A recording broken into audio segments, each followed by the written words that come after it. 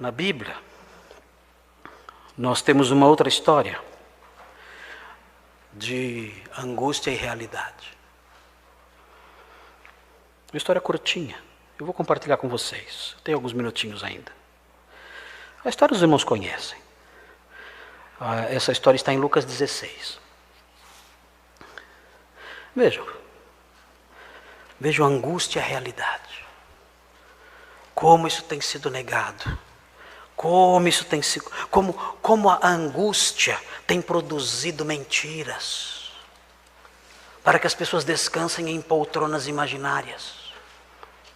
Vejam Lucas 16. Todos conhecem a história, uma história famosa, a história do rico e Lázaro. Os irmãos conhecem a história muito bem. Nós sempre nos deparamos, sempre lemos essa história, sempre ouvimos falar.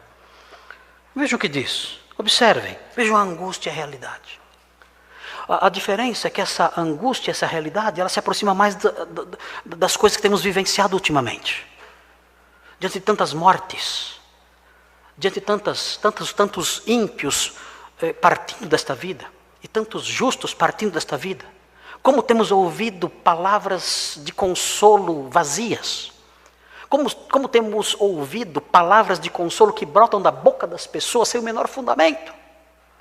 Pessoas que diante da angústia não enfrentam a realidade, criam noções tolas, vazias, para tentar se consolar. E uma parábola como essa mostra realidades em face da angústia que nos incomodam, mas que nos tornam crentes melhores, responsáveis, maduros e corajosos, proclamando o que é verdadeiro, em vez de dizermos coisas tolas que só ajudam os homens a se afundarem cada vez mais no erro e na perdição. Veja o que diz. Ora, havia certo homem rico, que se vestia de púrpura e de linho finíssimo, e que todos os dias se regalava esplendidamente. Não é pecado ser rico.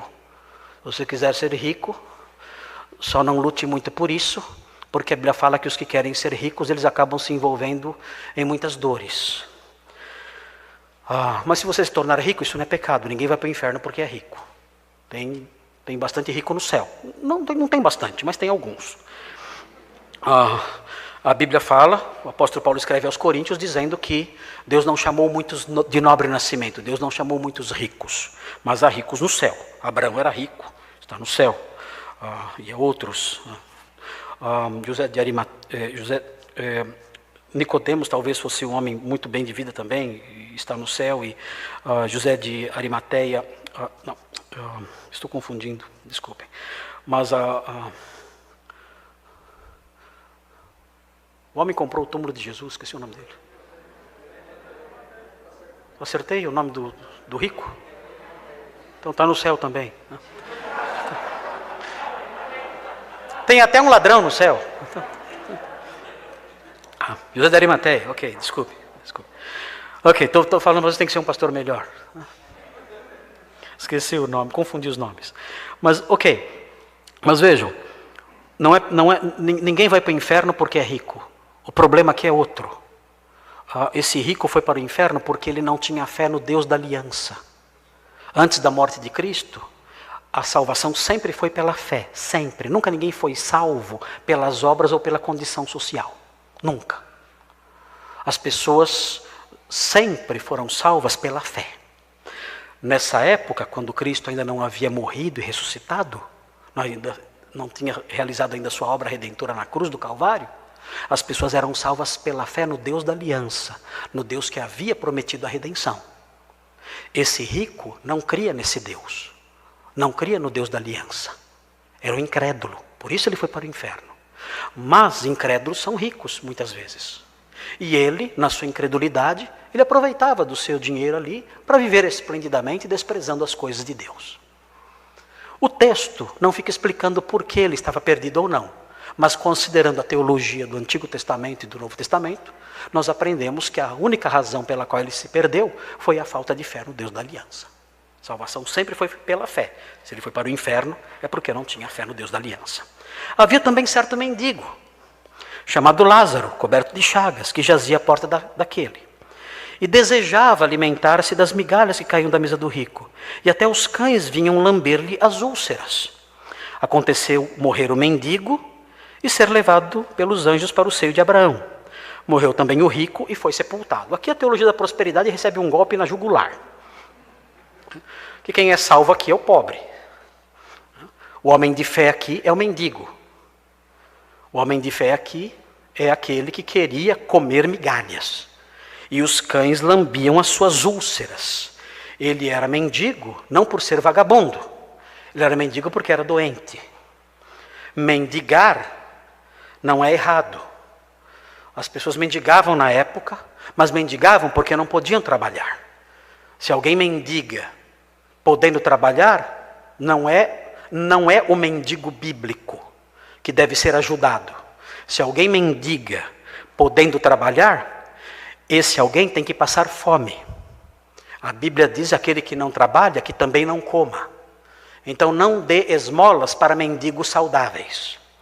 Dê esmolas para mendigos que não podem trabalhar, que era o caso de Lázaro. Ele não podia trabalhar, era doente, tinha úlceras, várias feridas no seu corpo.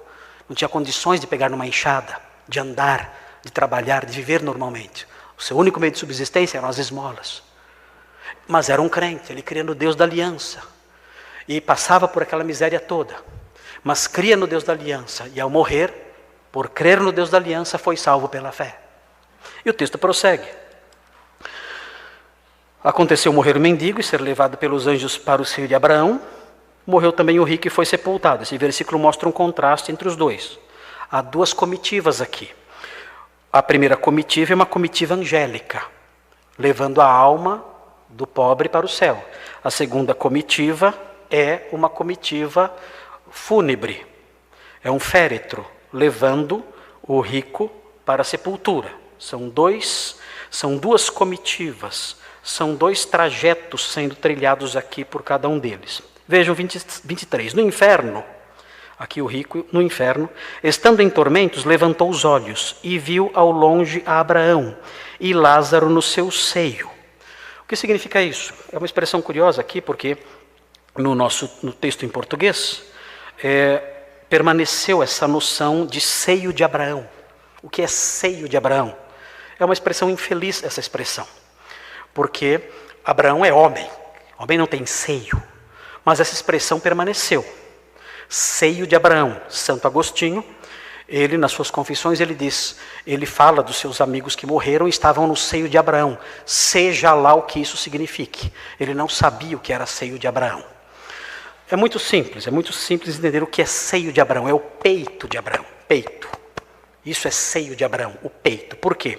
Porque as pessoas na época, quando participavam de um banquete, eu já expliquei isso para os irmãos aqui em umas outras ocasiões, as pessoas participavam de um banquete deitadas de bruço, com uma mesa no meio. E então elas se debruçavam sobre o braço e ficavam como que recostadas no peito da pessoa ao lado, comendo ali do prato na mesa central. Era o chamado triclínio. O nome disso era triclínio. O triclínio ficava ao centro, você se deitava ali, a mesa ficava ao centro, você se deitava no triclínio, debruçava-se aqui sobre o seu braço, a pessoa ao seu lado com o peito virado para cá, você ficava como que deitado próximo do peito da pessoa, e esticando a mão direita e comendo. Então, por isso, você ficava reclinado no peito da pessoa. É isso que acontece aqui. Lázaro está no peito de Abraão. O que ele está fazendo? Comendo. É um banquete. É outro contraste. Antes, quem estava comendo? O rico. Agora quem está comendo? Lázaro. Antes quem queria comer? Lázaro. Agora quem quer comer? O rico. Antes quem queria uma migalha? Lázaro. Agora quem quer uma gota d'água? O rico. São dois banquetes diferentes. Os irmãos se lembram que um dos discípulos estava recostado no peito de Jesus durante a ceia? Não se lembram disso? O movimento LGBT fala que ele estava deitadinho no ombro de Jesus, Jesus fazendo carinho nele, porque os dois eram gays. Essa gente que profana tudo que é sagrado, tem coragem de, da boca imunda deles, fazerem brotar essas sujidades todas. Na realidade, o que estava acontecendo na ceia era um triclínio. Quando diz que o discípulo estava recostado no peito de Jesus, era a posição dos banquetes da época. É isso que significa estar recostado no peito de Jesus. E aqui acontece a mesma coisa. Nós vemos aqui então esse banquete. Dois banquetes são mencionados. E aí vem a angústia. Então, clamando, disse, aqui o rico dizendo, pai Abraão, tem misericórdia de mim, é angústia. E manda Lázaro que molhe em água a ponta do dedo e me refresque a língua, porque estou atormentado nesta chama. É angústia. E aí vem a realidade. Queridos, como o cristianismo é doce e como ele pode ser amargo. Que tristeza isso. Que horrível que vem agora. Mas é a realidade em face da angústia. E a realidade em face da angústia mostra que não há esperança de alívio para os que morrem perdidos. Meu Deus, meu Deus, meu Deus. Como podemos silenciar diante disso? A angústia é clara. Precisamos de uma resposta que nos traga algum conforto. E o que temos é uma realidade que não traz conforto nenhum. Vejam o que o texto diz. Disse, porém, Abraão, filho, lembra-te de que recebeste os teus bens em tua vida, e Lázaro igualmente os males. Agora, porém, aqui ele está consolado, tu em tormentos. E além de tudo está posto um grande abismo entre nós e vós, de sorte que os que querem passar daqui para vós outros não podem, e nem querem, nem os de lá passar para nós. Ainda que alguém queira sair daqui para ajudar vocês aí, isso não é possível. Não há como isso acontecer. E se vocês quiserem sair daí para buscar ajuda aqui, isso não é possível. É como um abismo. Se você cair num abismo, não há como se dar uma pirueta e voltar para trás. Não há como aliviar isso. Não existe purgatório. Não existe a poltrona ilusória, fantasiosa do purgatório. Isso não existe. Se você partir desta vida perdido, não há esperança de alívio para você. Não há como. O momento é agora. O momento de encontrar a salvação é agora. Se você não for salvo agora, não haverá oportunidade depois. Essa é a realidade. Em face da angústia que é gerada no coração das pessoas que perdem entes queridos, que partem desta vida sem Cristo. Nós nos deparamos com uma angústia assim. Mas nós não podemos nos enganar. Não podemos dizer, ele partiu para a eternidade sem Cristo. Mas, não.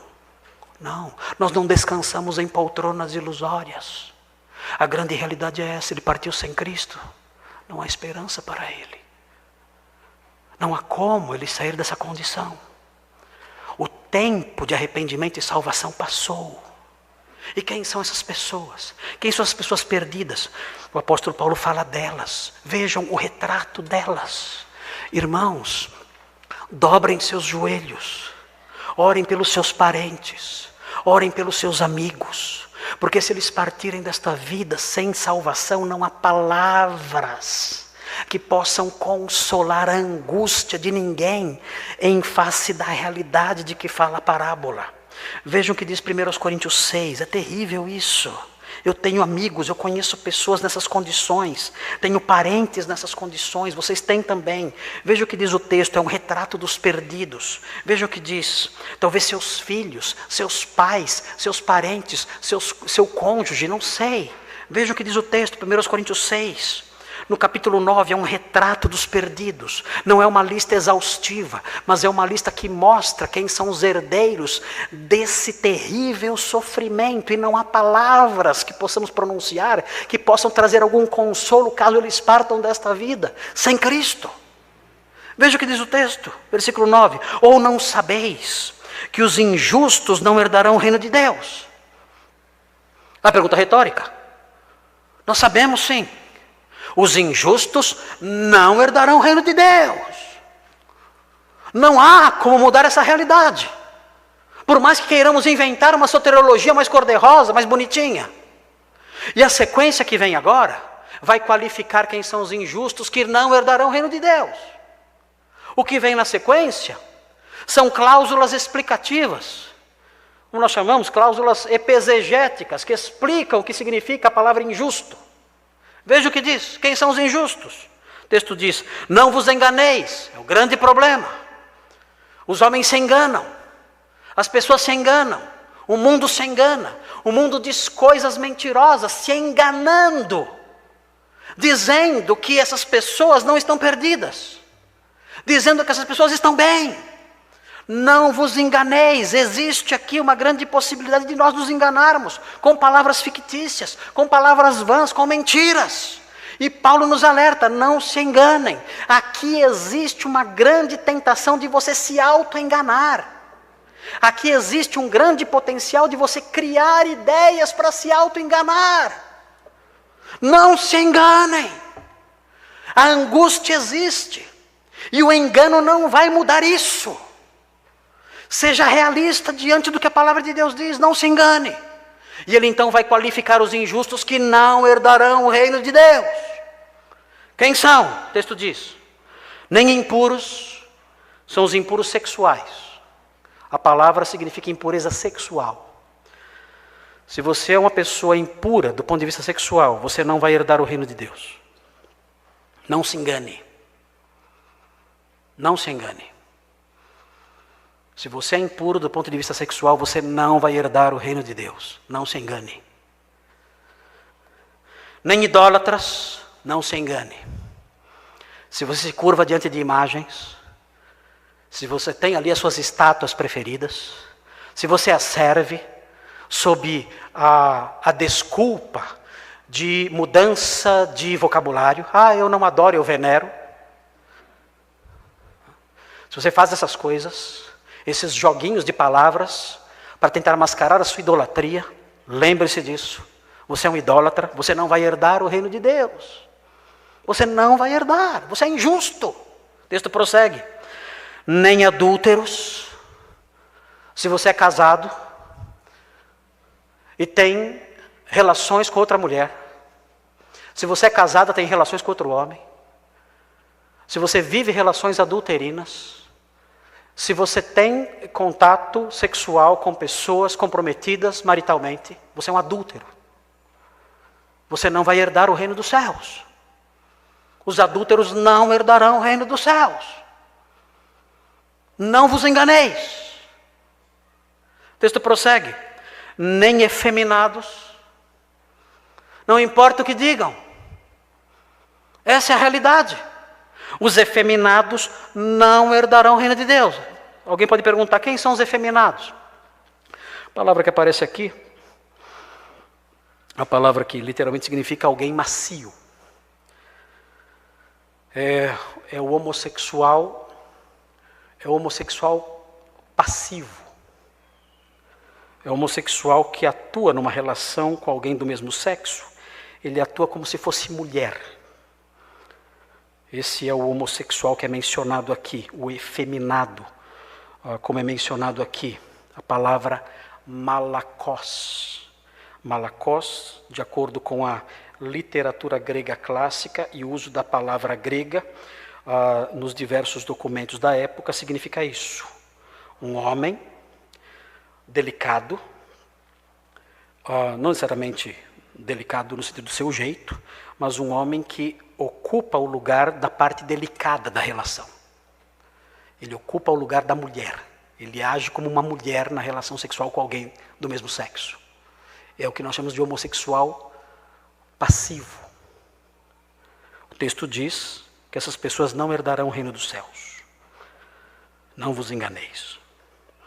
Igrejas, LGBTs, pastores trans, essas coisas todas, a palavra de Deus é clara como o dia. Não se enganem. Essas pessoas não herdarão o reino de Deus. E se você aprova essas coisas, você pensa como o diabo ensina essas pessoas. Você é um discípulo do diabo. Se você aprova essas coisas, se você se irrita com o que eu estou dizendo agora, enquanto eu repito a palavra de Deus, saiba, quem moldou o seu pensamento foi o diabo. Porque você pode não praticar essas coisas, mas você apoia quem pratica. E a Bíblia condena igualmente quem pratica e quem apoia quem pratica. Romanos capítulo 1. O texto prossegue. Nem sodomitas. Aqui a palavra é uma palavra diferente. A palavra sodomita é o arsenokoitai. Arsenokoites. O que é o arsenokoites? Arsenokoites.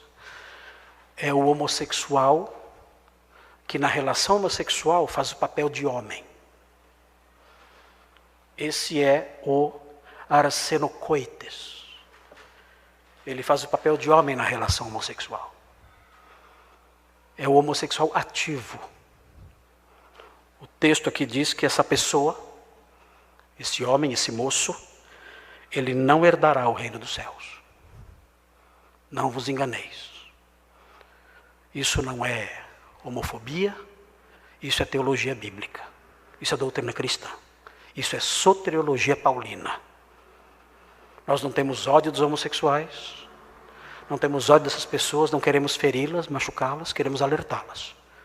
Essas pessoas têm que saber que elas, juntamente com os impuros de todo tipo, na área sexual, junto com os idólatras e com os adúlteros, elas, juntas, elas não herdarão o reino dos céus. Nós não estamos dizendo aqui que os homossexuais vão para o inferno e os outros que vivem de outra forma não irão. É um pecado mais brando, não. Estão todos na lista. Todos estão na mesma lista. Todos na mesma lista. Se você é um idólatra, você está no mesmo nível de homossexual. Ativo ou passivo. Se você é um impuro sexualmente, com a sua noiva, com a sua namorada, você está no mesmo nível de homossexual ativo ou passivo aos olhos de Deus. Se você é um adúltero, que seja hétero, você está no mesmo nível de homossexual aos olhos de Deus. Ativo ou passivo. Não há diferença na lista. A lista coloca igual a todos. O texto prossegue. Nem ladrões. Se você subtrai o que não é seu, você não herdará o reino dos céus. Nem avarentos. Aqui são as pessoas que trabalham intensamente para obter mais do que aquilo que é direito deles. Eles querem mais do que é o direito deles. Eles têm o direito deles, mas eles invadem o direito dos outros, para arrancar o que é o direito dos outros para si. Esses são os avarentos. Presentes aqui, mencionados aqui. Não herdarão o reino dos céus. O texto prossegue. Nem bêbados. Os bêbados estão no mesmo nível dos impuros, dos idólatras, dos adúlteros, dos efeminados, dos sodomitas, dos ladrões, dos avarentos, estão no mesmo nível. Eles não herdarão o reino de Deus. Irmãos, isso é palavra de Deus. É duro, é pesado, mas é o que a palavra de Deus diz, não brinquem com essas coisas, não vos enganeis. Não vos enganeis. O texto prossegue. Nem maldizentes. Maldizentes são caluniadores. Não é o fofoqueiro. Fofoca é pecado. Claro. Mas aqui é um pecado mais grave. São caluniadores. Pessoas que atribuem crimes, condutas horrendas às outras pessoas que são inocentes. São caluniadores. Não herdarão o reino dos céus. Nem roubadores. Quem são os roubadores? É diferente do ladrão. O roubador é o saqueador. É a pessoa que invade propriedades para roubar, para saquear. Nós vemos isso no Brasil muito. Esses movimentos aí que invadem fazendas, roubam, pilham, quebram propriedades públicas e privadas, saqueiam lojas. São saqueadores. Não herdarão o reino de Deus. Essa é a realidade. A angústia do rico A angústia irremediável do rico, que clamava por uma gota d'água, recairá sobre todas essas pessoas. Essa é a realidade. Nua e crua. É a angústia. E aqui está a realidade. Não há esperança para quem vive assim. A única saída está no versículo 11. Tais fostes alguns de vós. O quê? Tais fostes alguns de vós. Alguns de vocês da igreja de Corinto foram tudo isso aqui. Mas o que aconteceu? O texto diz: mas vós vos lavastes. Que coisa, isso é demais. Isso é demais, né? Vocês estavam sujos, podres, imundos. Mas vós vos lavastes, mas fostes santificados, mas fostes justificados. Como? Pela pessoa, aqui o nome é a pessoa, pela pessoa do Senhor Jesus Cristo e pelo Espírito do nosso Deus. Vocês eram tudo isso. Vocês estavam caminhando o destino do rico. Vocês estavam caminhando a senda do rico, o rumo à sede infindável, à sede insaciável.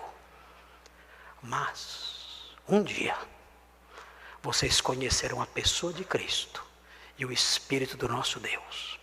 E vocês foram lavados, santificados e justificados. Vocês eram tudo isso. Vocês eram dessa lista de homens perdidos que não herdariam o reino de Deus.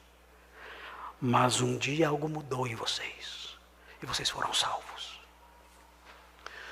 Não vos enganeis.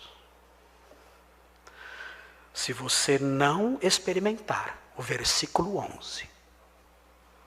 Se você não experimentar o versículo 11. Você experimentará o 9 e o 10. Não vos enganeis. Realidade.